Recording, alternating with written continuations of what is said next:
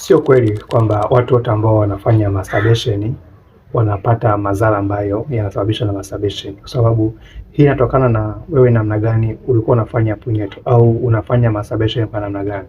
Kuna watu ambao wanafanya masturbation in a healthy way au tunasema in a safe way, wanafanya mara moja kwa siku, lakini unakuta labda kwa mwezi mzima wanakuwa wamefanya mara chache sana, na unakuwa unazingatia usalama zaidi, aidha wanatumia lubrication vizuri, na pia wanakuwa hawatumii nguvu.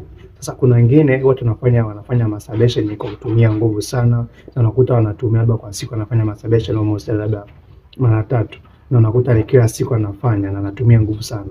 Sasa kwa mtu ambaye anafanya masturbation ya aina hii, huwa ni vyepesi sana kukutana na changamoto ambazo zinaenda kuathiri afya yake ya nguvu za kiume, especially kwenye masuala mazima ya maumbile. Mtu ambaye amefanya masturbation ambayo sio salama huwa anapitia changamoto ya kuwa na maumbile ya size ndogo, kwa sababu ya kupungua kwa growth cells au kwa growth hormone, kupungua kwa uzalishaji wa growth hormones ambazo zinaenda kutengeneza seli ili uume wako pamoja na ile ngozi yako iweze kukua. Changamoto nyingine ni kwenda kusinyaa kwa mishipa pamoja na ile misuli yako ya uume, kitu ambacho kinapelekea mtu anashindwa kuhimili vizuri tendo la ndoa.